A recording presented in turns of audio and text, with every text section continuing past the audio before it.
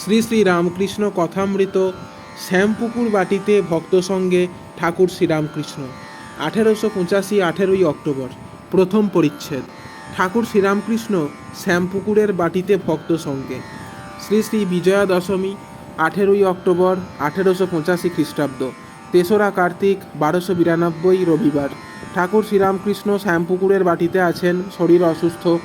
কলিকাতায় চিকিৎসা করিতে আসিয়াছেন। ভক্তেরা সর্বদাই থাকেন, ঠাকুরের সেবা করেন। ভক্তদের মধ্যে এখনও কেহ সংসার ত্যাগ করেন নাই, তাহারা নিজেদের বাটি হইতে যাতায়াত করেন। শীতকাল, সকাল বেলা 8টা। ঠাকুর অসুস্থ, বিছানায় বসিয়া আছেন, কিন্তু পঞ্চম বর্ষীয় বালকের মতো। মা বই কিছু জানেন না। সুরেন্দ্র আসিয়া বসিলেন। নবগোপাল মাস্টারও আরও কেহ কেহ উপস্থিত আছেন।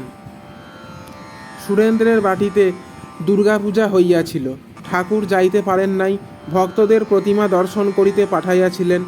আজ বিজয়া, তাই সুরেন্দ্রের মন খারাপ হইয়াছে। সুরেন্দ্র: বাড়ি থেকে পালিয়ে এলাম শ্রীরামকৃষ্ণ মাস্টারকে। তাহলেই বা মা হৃদয়ে থাকুন।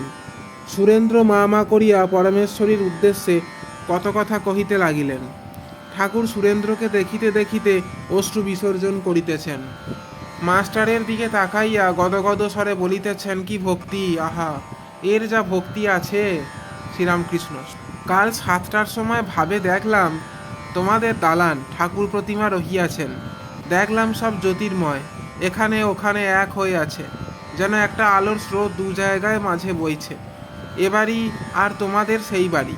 সুরেন্দ্র: আমি তখন ঠাকুর দালানে মা মা বলে ডাকছি। দাদারা ত্যাগ করে উপরে চলে গেছে। মনে উঠল, মা বললেন আমি আবার আসবো। বেলা 11টা বাজিবে, ঠাকুর পথ্য পাইলেন।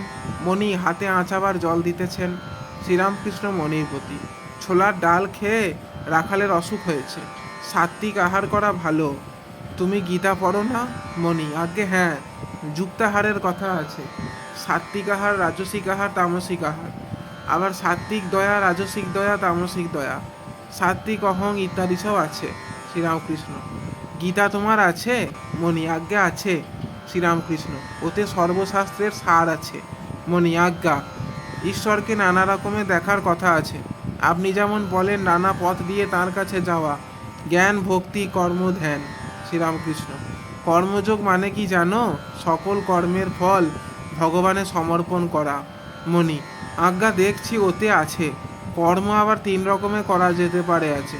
শ্রীরামকৃষ্ণ: কি কি রকম? মণি: প্রথম জ্ঞানের জন্য, দ্বিতীয় লোকশিক্ষার জন্য, তৃতীয় স্বভাবে। ঠাকুর আচমনান্তে পান খাইতেছেন। মণিকে মুখ হইতে পান প্রসাদ দিলেন। জয় ঠাকুরমা স্বামীজি।